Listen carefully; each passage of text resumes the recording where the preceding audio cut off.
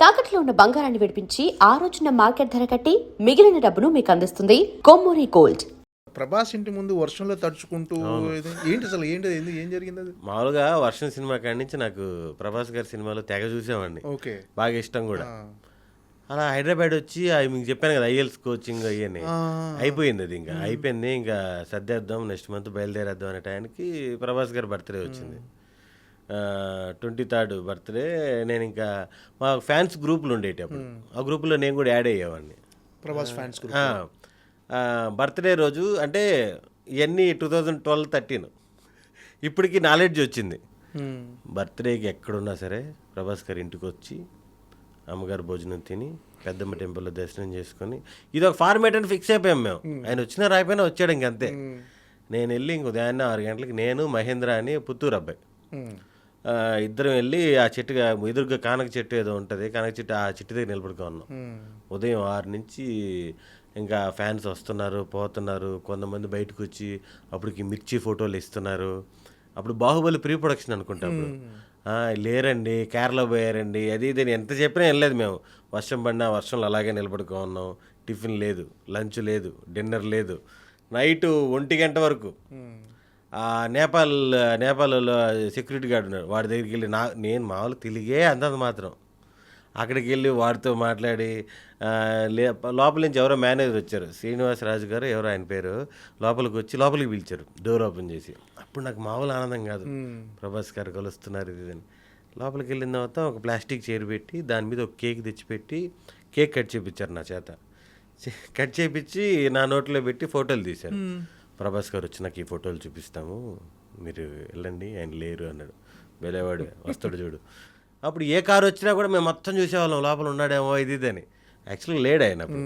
అంటే నేనేంటంటే నెల్లూరు వెళ్ళిపోతున్నా, మళ్ళీ హైదరాబాద్ రాను, ఒక ఫోటో దిగేసి పోదాం అనే దాంట్లో బాగా ఇబ్బంది పెట్టేశాను. ఆ తర్వాత ఈ జర్నీలో అర్థమైంది చాలా తప్పది, ఆర్టిస్టులని హీరోల్ని అలా ఇబ్బంది పెట్టకూడదు అని. కలిసి ఎప్పుడు ప్రభాస్ గారిని కలిసి షేర్ చేసుకున్నారా? లేదు, అంటే చెప్పాను కదా, చాలాసార్లు దగ్గరికి వచ్చే అవకాశం పోతుంది, ఇప్పటివరకు రాలేదు, ఇంకా రాలేదు. వెయిటింగ్. కలిసే అవకాశం, కలవాలి అంటే కొంచెం కలిసి ఉండొచ్చేమో.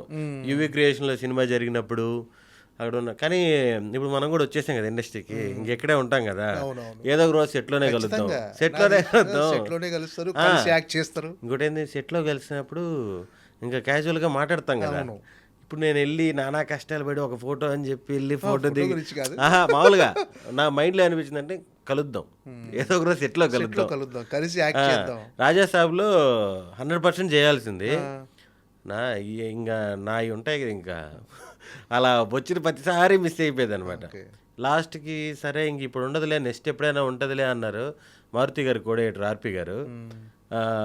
కరెక్ట్గా నేను మిస్టర్ బచ్చన్కి తిరువన్నమలై అదే చెన్నై సైడ్ వెళ్ళా, అదేదో ఊరు అది. అక్కడ 25 రోజులు అక్కడ పోయిన 2 రోజులకు ఫోన్ వచ్చింది, ఏవయ్యా ఆయన మామూలుగా నన్ను, అబ్బాయి నెక్స్ట్ వీక్ అంతా బ్లాక్ చేసుకో రాజా సాబ్ అన్నారు. అన్నా నేను ఇక్కడ 25 రోజులు షూటింగ్ అన్నా, మిస్టర్ బచ్చన్కి వచ్చేసానంటే ఏంటబ్బా నువ్వు ఎప్పుడు చెప్పినా ఏదో ఒకటి అది పోయింది. ఓకే, అలా వస్తుంటాయి పోతుంటాయి, నాకు దగ్గర వరకు వచ్చి ఆగిపోయింది. ఓకే, చేస్తే మంచిది చేస్తానేమో, ఇంకా ఫుల్ లెంత్ క్యారెక్టర్లు. అంటే ఎన్టీఆర్తో కలిసి యాక్ట్ చేశారు కదా, ఎన్టీఆర్తో చేశారా? లేదు, అది మిస్. దేవరా కూడా మిస్ అయిందా? అప్పుడు ఏ సినిమా క్లాష్? ఏదోలేండి. ఓకే, అంటే చెప్పాను కదా 10 yearsలో 150 films చేశానంటే నాకు వచ్చినట్టు కమిట్ అయిపోతుంటా.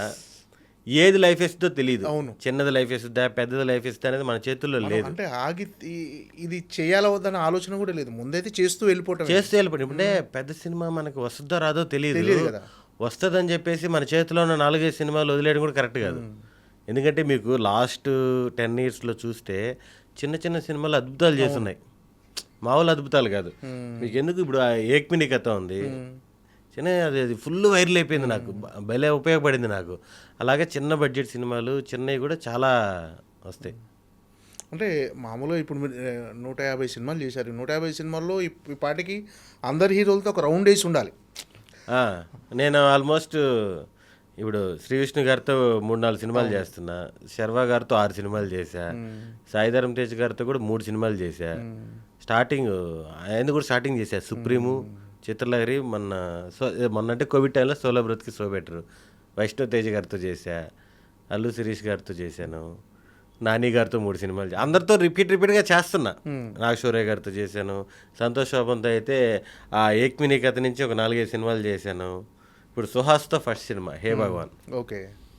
అంటే ఏంటి క్యారెక్టరైజేషన్ వాళ్ళు చెప్పిన తర్వాత డైరెక్టర్లు మీరేమైనా స్పాట్ ఇంప్రూవైజేషన్ చేసే అవకాశం ఉందా? అంటే మీ డిక్షన్కి తగ్గట్టుగా, మీ బాడీ లాంగ్వేజ్ తగ్గట్టుగా మీరేమన్నా చిన్నవి మనకి తగిలిన డైరెక్టర్లు కానీ ఇప్పుడున్న డైరెక్టర్లు అందరూ కూడా కంఫర్ట్ వాళ్ళంతా అందరికీ 100% ఫ్రీడమ్ ఇచ్చే డైరెక్టర్లే. అవును. ఎవరు కూడా ఉన్నది చెప్పు అనే అంత స్ట్రిక్ట్గా ఏమి ఉండదు. మనం కూడా పెద్దగా మార్చేది ఉండదు. చిన్న పంచులు ఏమైనా యాడ్ అయితే యాడ్ అవుతాయి సిచ్యువేషన్ తగ్గట్టు. ఓకే. రాసుకునేటప్పుడు ఒక లాగా ఉంటుంది, స్పాట్కి వచ్చిన తర్వాత వాళ్ళు కూడా మారుస్తారు, డైరెక్టర్లు రైటర్లు కూడా మారుస్తారు. చిన్న చేంజెస్ ఉంటాయి. ఓకే. అంటే ఇప్పటికీ అంటే మీరు కెరీర్ స్టార్ట్ చేసిన టైంకి ఇప్పటికీ కాన్ఫిడెన్స్ వచ్చిందా? లేదు నేను ఇండస్ట్రీలో సెటిల్ అయిపోయాను, ఫ్యూచర్లో డెఫినెట్గా నాకంటూ అంటే మీకంటూ ఇప్పటికీ ఒక గుర్తింపు ఉంది, అంటే ఫర్దర్గా మీరు ఎవరైతే యాక్ట్ చేయాలని అనుకుంటున్నారో ప్రభాస్ గారితో కానీ, ఎన్టీఆర్తో కానీ, అల్లు అర్జున్ గారితో, నెక్స్ట్ రామ్ చరణ్ గారితో, చిరంజీవి గారితో, అందరితో మీరు యాక్ట్ చేయగలను అనే కాన్ఫిడెన్స్ వచ్చిందా? 100% ఉంది. అది ఎప్పుడు వర్కౌట్ అవుతుందో తెలియదు కానీ దాని గురించి భయం లేదు, ఆ నమ్మకం అయితే ఉంది. అందరితో చేస్తాను, ఇంకా ముందుకు వెళ్తాను, ఆ నమ్మకం అయితే ఉంది. అంటే మీకు పర్సనల్గా అంటే కమెడియన్ పక్క పెట్టేస్తే ఒక నెగిటివ్ షేడ్స్ ఉన్న క్యారెక్టర్ కానీ విలన్గా కానీ చేయాలని ఉందా మీకు ఏమన్నా? అంటే అలాంటి ఇంట్రెస్ట్ ఉందా ఏమన్నా? నెగిటివ్ క్యారెక్టర్స్ ఇంట్రెస్ట్ లేదు ప్రస్తుతానికైతే. నా మైండ్ సెట్లో కామెడీ, ఎమోషన్ వీటి మీదే ఉంది. ఆ నెగిటివ్ అనేది అసలు ఎందుకో లేదు మైండ్లో. చాలామంది అడుగుతుంటారు లాస్ట్ వరకు హీరో ఫ్రెండ్గా ఉండి లాస్ట్లో కన్నింగ్ అనేది. నాకు ఈ మధ్యకాలంలో కూడా ఒక 6-7 సినిమాలు వచ్చాయి. అవునా? ఎందుకో వద్దులే అంటే ఒకసారి చేసేస్తే మళ్ళీ నా మీద డౌట్ వచ్చేస్తుందేమో, ఇది నిజంగా ఫ్రెండా లేకపోతే ఈ మధ్యలో ఏమైనా ట్విస్ట్ ఉందా వస్తుందేమో అనే ఉద్దేశంలో నెగిటివ్ క్యారెక్టర్లు ఎందుకో టచ్ చేయలేదు నేను. ఏంటంటే హీరోగా కూడా వచ్చి ఉంటాయి కదా అవకాశాలు. వచ్చాయి కానీ ఎందుకు రిస్క్ అని. అంటే అంటే చాలా మంది కమెడియన్స్ హీరోగా చేస్తున్నారు కదా. అంటే నేను రిస్క్ పక్కన పెట్టి చేసే అంత ఏం రాలేదు కానీ ఏదో బొట్టబొట్టి వచ్చాయి. ఓటీటీలో ఒక రకమైన కాన్సెప్ట్లు వస్తే చేసేద్దామని ఫిక్స్ అయ్యా.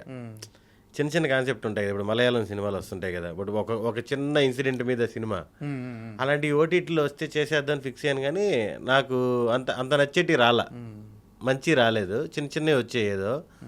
ఇంకా హీరోగా థియేటర్లో రిలీజ్ అయ్యే సినిమాలంటే అవి ఇంక మనకి ఎందుకు లేని మనం దూరంగా ఉన్నాం.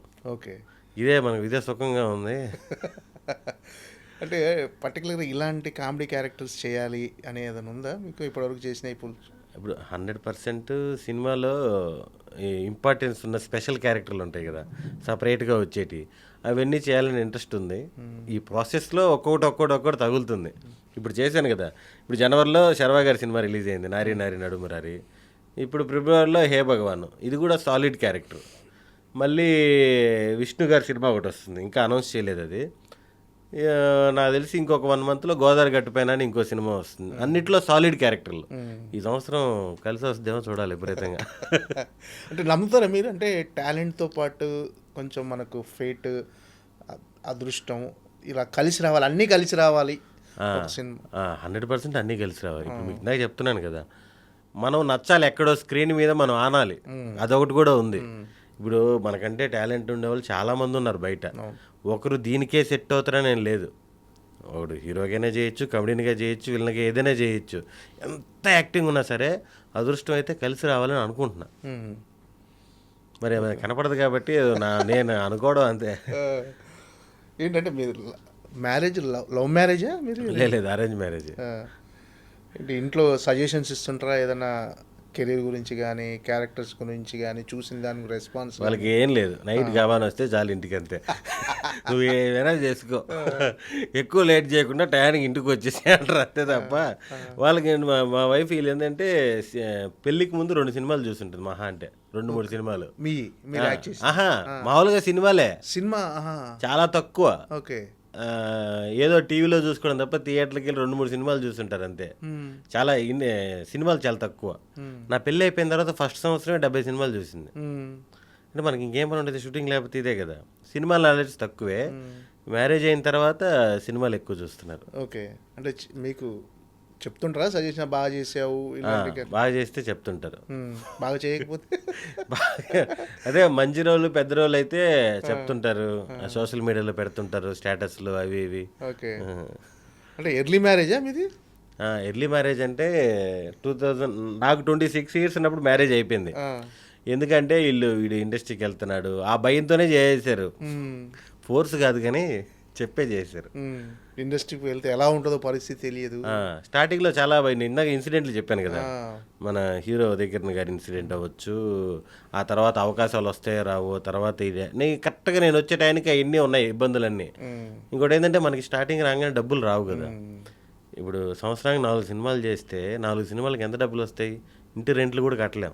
చాలా ఆ క్రూషియల్ పీరియడ్లోనే ఉంటుంది. దాంట్లో మన ఇంట్లో డబ్బులు అడిగామంటే ఎక్కడో తెలియకుండా వద్దు వచ్చే అంటారు కదా.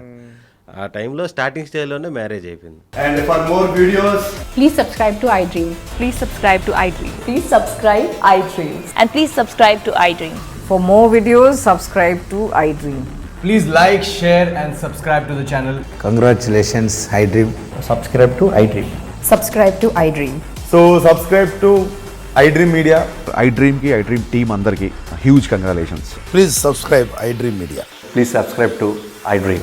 Subscribe iDream. Please subscribe to iDream. iDream అంటే నా కళల ఛానల్ను సబ్స్క్రైబ్ చేసుకున్న నోరు తిరుగుతలేదు, మీరైతే గంట గుర్తు కొట్టండి. For more such videos, please subscribe to iDream. Subscribe to iDream. Please subscribe to iDream. Please subscribe iDream Media. Please do subscribe to iDream. Please subscribe to iDream Media. For best entertainment and information, please subscribe iDream. And don't forget to subscribe to iDream.